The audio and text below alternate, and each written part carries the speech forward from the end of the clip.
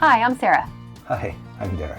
We thought we were making 4 videos about our first trip to Sydney, BC, but it turns out we were also making 4 videos about everything we didn't know. We learned a lot while we were on the trip, but after we posted the videos, we learned even more from all of you. You gave us tips, you explained things that we didn't understand, you corrected a few things that we got wrong, and occasionally you pointed out things that made us think, oh, we probably shouldn't do that again. There were definitely a few of those. Yeah, there definitely was. Today, we're going back through all 4 parts of our first Ranger Tug trip to Sydney, British Columbia. We're going to share what we learned, what we do differently, and a few things we know now that we definitely didn't know then. And if you're thinking about taking your own boat to Canada someday, hopefully some of these things we learned can help you too.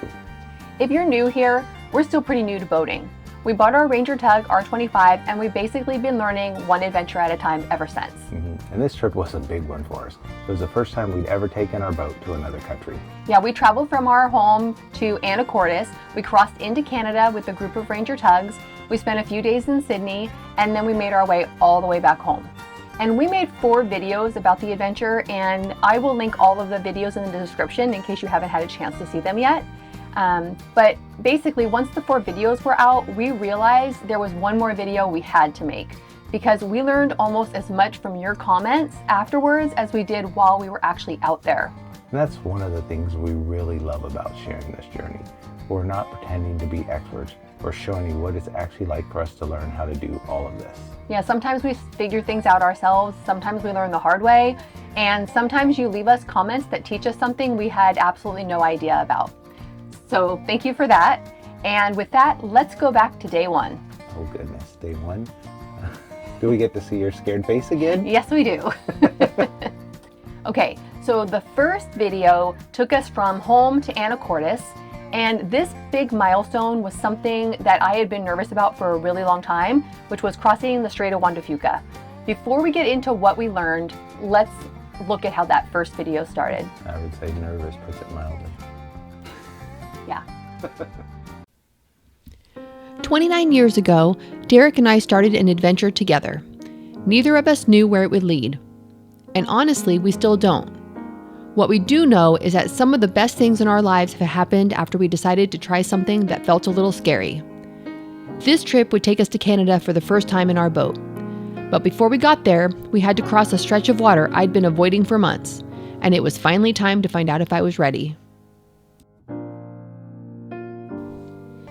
The first lesson we learned is that respect the strait, but don't be afraid of it. So probably the biggest thing I learned from that first day was that I had built the Strait of Juan up in my head to be this enormous, scary obstacle. And I want to be really careful about how we say this. The lesson was definitely not that the strait is no big deal. It deserves respect. Weather matters, wind matters, the wave forecast matters, and you need to plan your crossing carefully. You need to look at the conditions, have a plan, and be careful to change the plan if the weather isn't right. Exactly. But what we learned is that our Ranger Tug R25 is capable of making that crossing when conditions are appropriate. So now I look at it a little differently. I don't think it's something we need to be scared of, it's something we need to respect. And I think that's becoming a theme with boating with me. Prepare for it, understand the risks, pick your conditions, and then don't let fear automatically keep you at the dock. Lesson 2, we were sleeping backwards. So lesson 2 is a little less traumatic, but if you have a Ranger Tug R25, this might be useful for you. We figured out the best way for us to sleep in the V berth. Feet toward the bow. Yes, feet toward the bow. I've called it the triangle, I now know it's the bow. Apparently we've been sleeping backwards. When we sleep with our feet toward the bow, our shoulders and heads are in the wider part of the berth and we just have a lot more room. So it's a lot more comfortable for us. So if you have an R25 and you're sleeping the other direction, try turning around. That was a very easy lesson to fix for us. The next one though, is a little more serious. The next lesson is secure your lines. So several of you noticed something in our videos that we hadn't even thought about.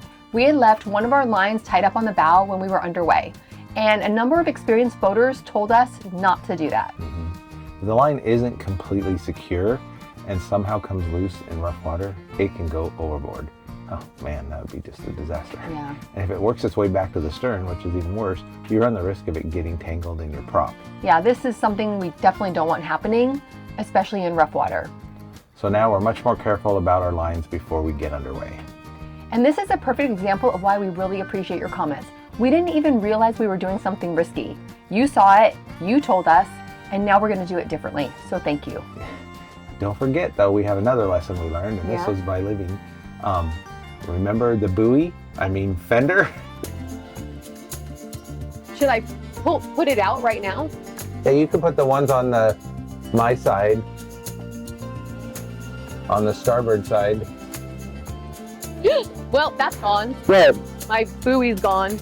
Nuh-uh. It just dropped off. Are you gonna try to turn around and get it? Mm-hmm. That fell in the water. Yes. I now know that the bumpers or fenders are not called buoys. Yes. So thank you very much. But really be careful to make sure that they're secured. You'll notice in our video, our first video from home to Anacortes, that I accidentally dropped the fender in the water. And it didn't really show up too well in the video, but Derek actually had to turn around in 1 foot of water. No, it wasn't one, it was heading towards 1 foot of water, and I had to catch it before it got in there. But it was, I think we were at about 3 feet of water, and it was moving quickly to a foot. So yeah, definitely make sure they're secure before you toss them over. Exactly. Day 2 was probably our biggest learning day of the whole trip. This was the day we actually crossed into Canada.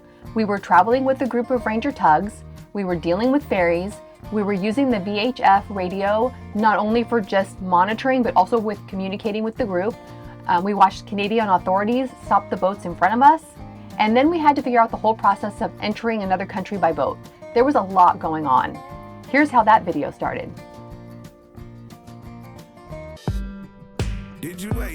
We had never taken our Ranger Tug into another country before.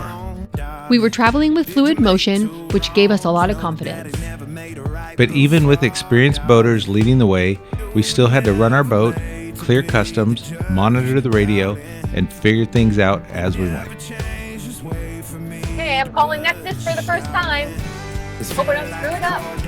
Go to Canada jail. Yeah. All right, well, I'm not doing that ever again.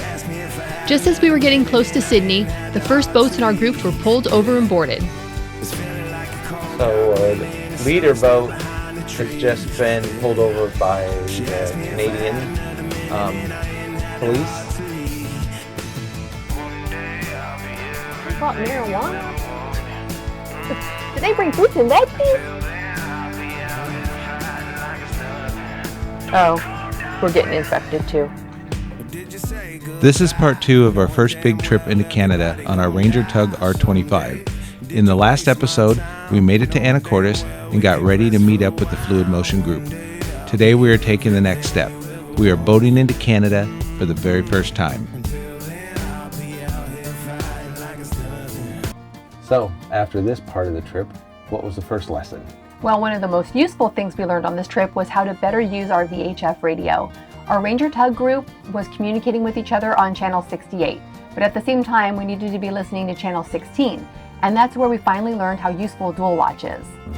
It allows us to use our working channel while the radio also keeps checking channel 16. How can someone hail you how did that one guy hail us? Can you hear 16 at the same time you can hear 68? No. I don't know. That's the one thing. I don't know if it's like, I don't even know how to go back and forth quickly. Oh. Let me ask co-pilot if there's a way on your VHS to monitor 16 while being on another channel. Before this trip, we weren't really paying attention to that feature. Now we are, because that leads straight into our next lesson. So the next lesson is keep monitoring channel 16. Channel 16 is important. It's the distress, safety, and calling channel. And one thing this trip taught us is that just because you're talking to your friends or other boats in your group on another channel doesn't mean you stop paying attention to 16. There could be an emergency call, there could be someone trying to hail you, the Coast Guard could be calling you, another vessel could be trying to reach you. On our trip, the Canadian authorities were actually trying to reach us, but we were all on 68 communicating with each other because we were basically heading into this Port Sidney at that time. Yeah, so this was a big lesson for us. Keep the radio on, keep monitoring 16, and use features like dual watch when you're also communicating on another channel. Exactly, very important. So this next one is really not a lesson we learned, but really just clarifying more about the Canadian police boats and what was happening when they stopped the people in our group. So if you saw the second video, you probably remember that the boats in front of us were stopped. And at this time, we weren't completely sure what was going on. And the way that the video kind of played out made it seem a little bit more dramatic than it really was. They were actually just checking their boat registration, and it was taking a little bit longer to kind of come through. And apparently they really liked the boat. And so they ended up boarding the boat and taking a tour. So all of that time in our imagination, we were thinking that they were, searching the boat and they had brought something illegal and all of this. And it turned out they just really liked their boat and wanted a tour. So yeah, that was kind of funny. Yeah, I mean, it was because it took a long time, over 30 minutes. And they called 2 of our boats up alongside, 2 of the boats in our group. So we definitely felt there was more going on than simply a nice little chat and a tour of the boat. Yeah, and we did originally get a message saying that they were going to also inspect our boat, but because it had taken so long, we were never inspected. So we were able to just go right into Sidney. So the next lesson is something we're still kind of learning, and that is, what is the tipping culture? Actually here in the United States and in Canada. So we're not really sure because we can't seem to get a definitive answer. But in the United States, there have been times when somebody has gone out of their way and helped us and we've tipped them. And when we got to Sidney, we realized, do you do that in Canada? Is it expected? Is it unusual? We honestly didn't know. And from everything we've heard from people since, it sounds like there isn't one universal rule. So for us, the approach is pretty simple. If someone really goes out of their way to help us, we're happy to show our appreciation. But I'd still love to hear from really all of you in the United States and in Canada. Tell us what you think. What would you normally do? Because we're still really learning that one. Okay, so the next one is that you aren't always in charge of the schedule. So would you say that, or would you say you're never in charge of your schedule? Yeah, I think we're learning that the hard way. This is probably the biggest lesson of the entire trip for me. When you travel by car, you can actually say, we're leaving at 8, we're going to be there at noon, we have dinner at 6, but boating doesn't actually work that way. Yeah, there's weather, there's current, there's tide, there's a mechanical issue, there's other boats. Let me emphasize that. There's other boats, Yeah. and there's ferries, there's wildlife. I mean, there's plethora of things you can come across. Yeah, also customs and wind, and sometimes the water simply decides you're not going today. I like schedules, I like knowing what the plan is, and boating keeps teaching me that I can't control everything. Yeah. I mean, you get a perfect example of it in this video. We called in the Canadian checkpoint when we were using NEXUS, and we said we'll be there at 12:15. We arrived at 1:15. Yep, yeah, you should absolutely have a plan, but you also need to be flexible enough to change it. And that lesson has been really important for us to learn, especially when it was time to come home. Yeah. Another lesson that we learned is that it's really important to understand the border process before you leave.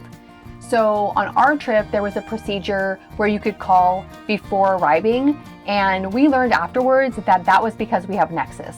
And so I think the bigger lesson is really not really when you make the call, it's about before you cross international borders, you need to understand the current requirements that apply specifically to you. Yeah, don't just assume somebody else's process is automatically your process. Yeah, and don't assume something you saw in an older boating video is still the current rule, including one of ours.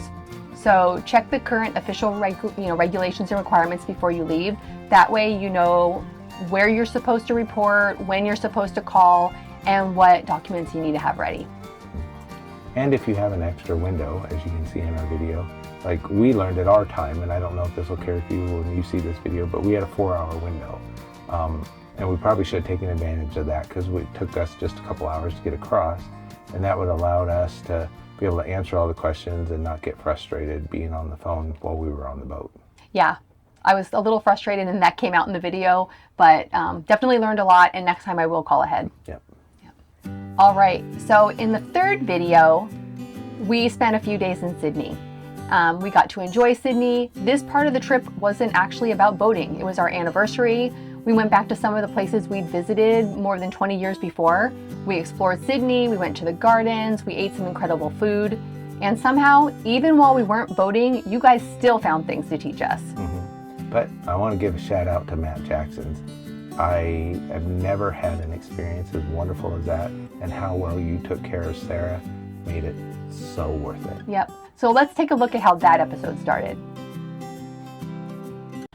Well, today was kind of a laid-back day. Hopefully this video isn't too boring. 29 years ago, Derek and I were married overlooking the ocean in San Diego.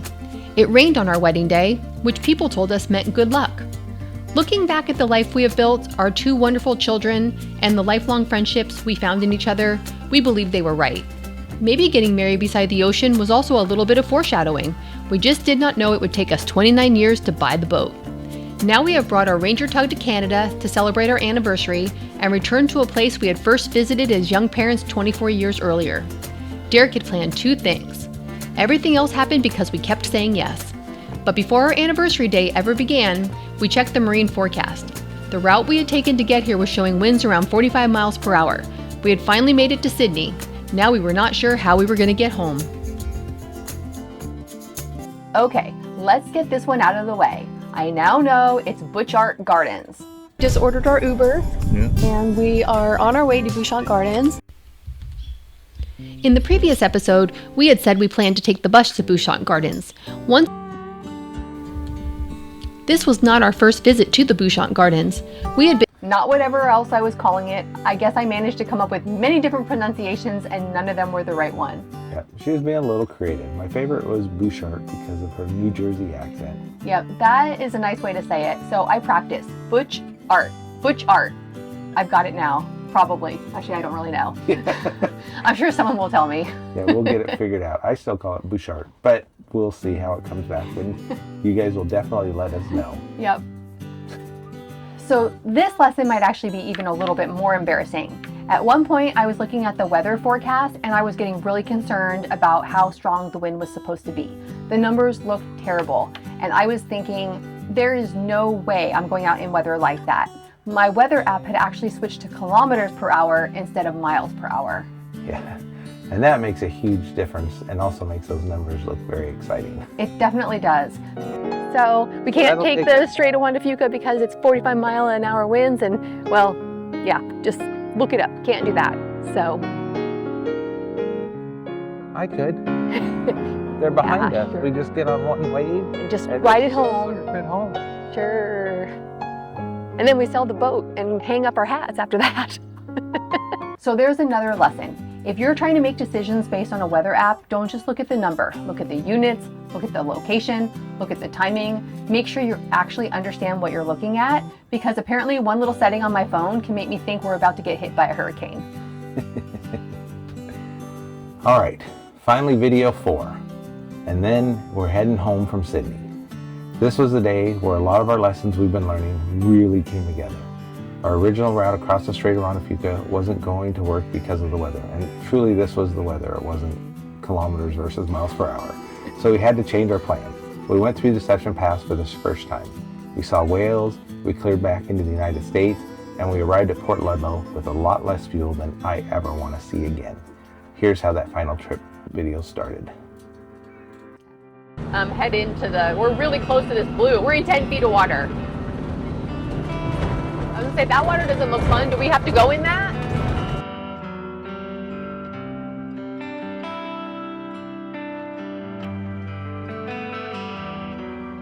Get me out of this. I wish I knew better. I'm supposed to be over there. The Strait of Juan Fuca was no longer an option. Winds were forecast to reach 45 miles per hour, and we had one narrow window to get our Ranger Tug safely through Deception Pass. But before we even left Sydney, we were already 30 minutes behind. First, another pronunciation lesson. Speedin Island. A number of you told us the locals pronounce it Spiden Island. And I actually love that because now I have a really easy way to remember it. When we're going by Spiden Island, we're spying the animals. Spiden, spying animals. This one's gonna stick. And if you've ever gone past Spiden Island, you know why. There's so much wildlife along there that we're basically staring through binoculars trying to see what we'll find next. So thank you for that one.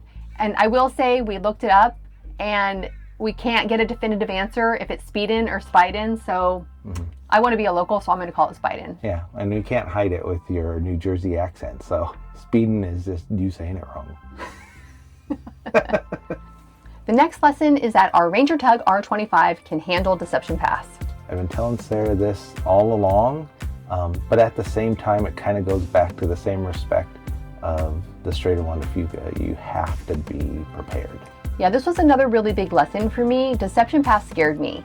We had never taken our boat through it before, We'd heard about the currents, we heard about the stories, and in my head, it became this massive obstacle. But I did my homework. We planned around the current, we timed our passage carefully, and our Ranger Tug handled it perfectly. Sarah wants to go through Deception Pass several more times. I do. And just like the Strait, that doesn't mean you go through Deception Pass whenever you want. Timing does matter, conditions matter, preparations matter. Yeah. And what made it actually fun is I knew on the other side an area where there's a bunch of seals. So once we got across and she was kind of like calmed down, I took her over there so we could find all the seals. Yeah.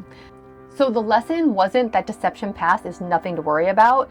It was that we can do it when we plan properly. And that's another confidence boost for us because our Ranger Tug keeps showing us that it's a very capable little boat. And sometimes I think it has a lot more confidence than we do. We also had another radio lesson. We actually called the ferry on the wrong channel. After our call, the whales were still there, and then we noticed a ferry heading directly toward the area where the whales were surfacing.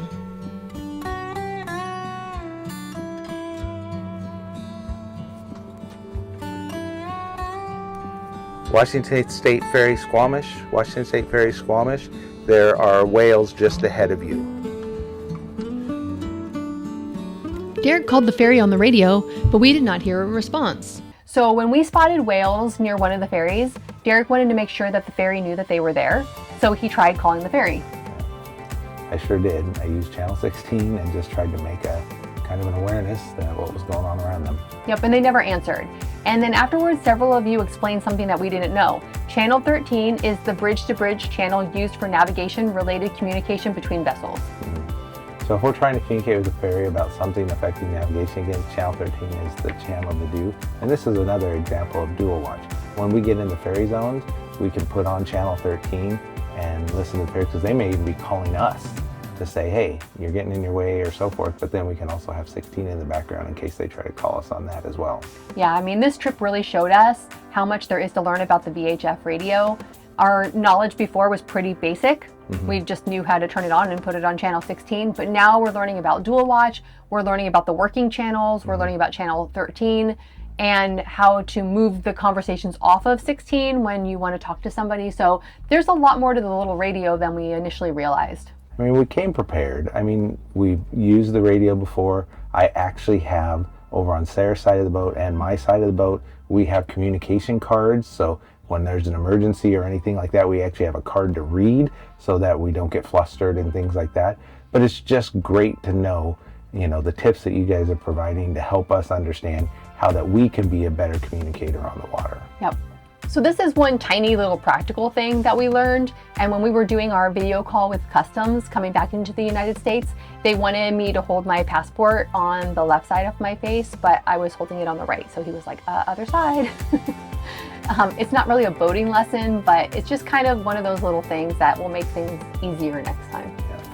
All right, so let's get to an actual real lesson that we learned. And this one I'm putting all on Derek. So don't push your fuel.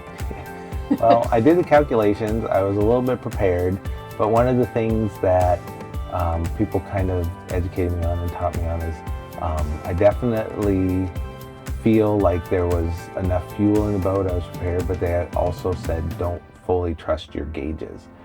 So one good thing that was for me is I planned to have, you know, roughly 15 gallons of gas when we got back. When I refilled, I had 85 gallons that went into the tank, so I was spot on. Our gauges did a great job.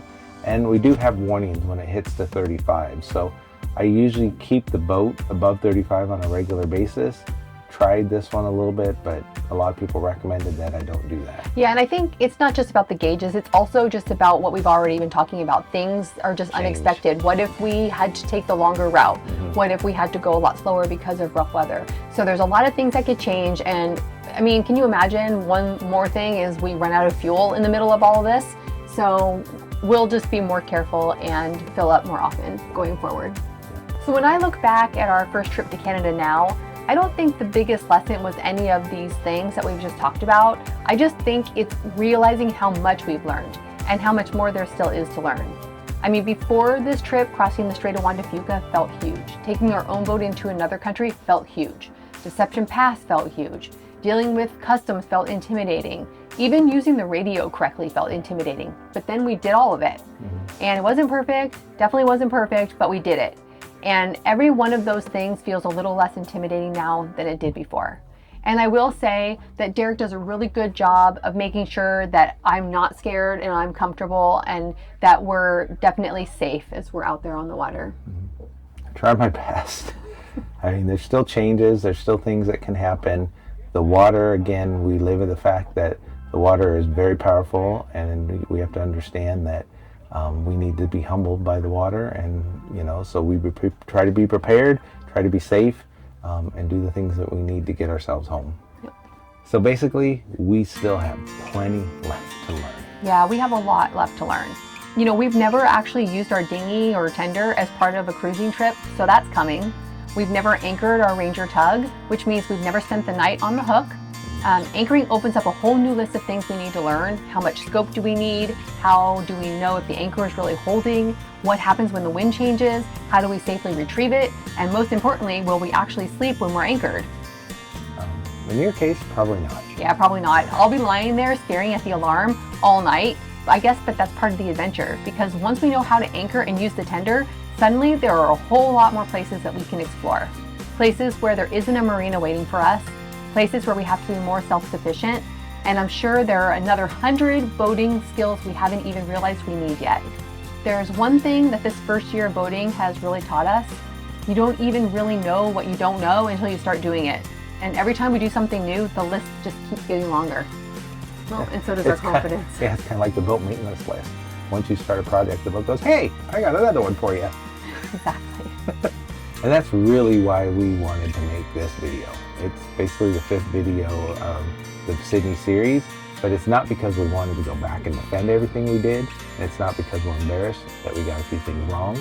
Yeah, I mean, it's really quite the opposite. We're really grateful that so many of you took the time to share your experience with us. We don't want to make videos pretending we're experts. We're not. We're still learning. And we think there's something valuable about showing the learning process too.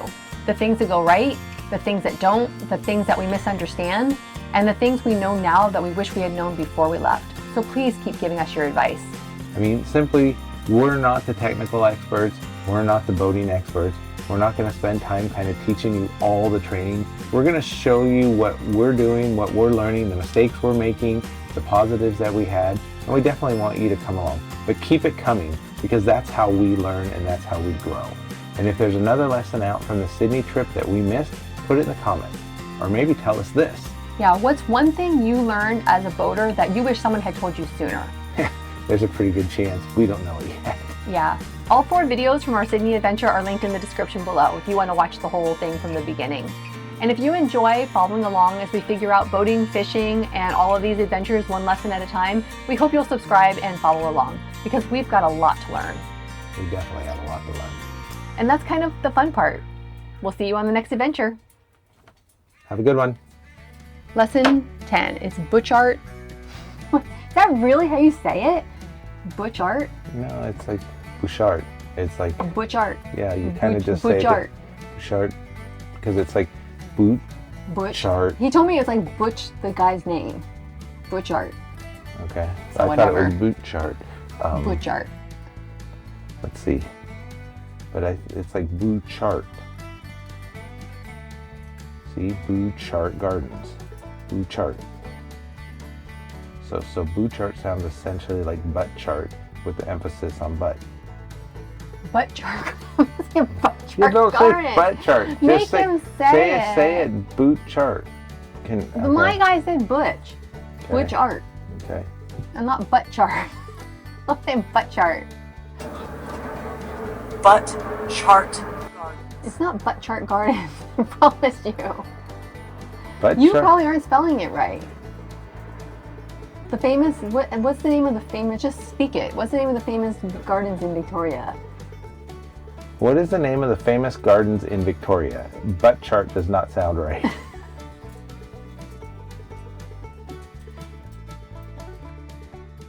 We took a leap and bought a fixer-upper on the Hood Canal. And an empty dock meant one thing: we needed a boat. Now we're building our dream home. And our dream life, one adventure at a time.